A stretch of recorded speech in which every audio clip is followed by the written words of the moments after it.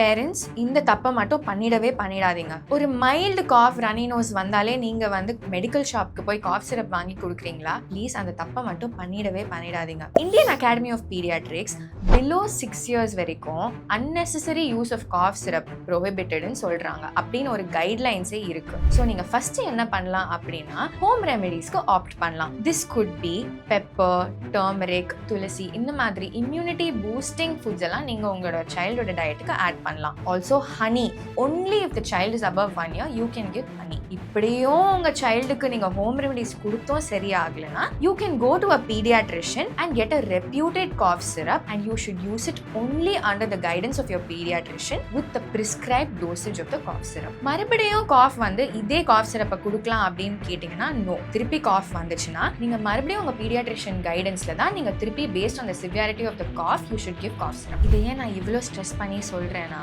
தப்பான cough syrup தப்பான டோசேஜ்ல use பண்ணி நிறைய babies have lost their lives. So please be careful for the safety of your kids.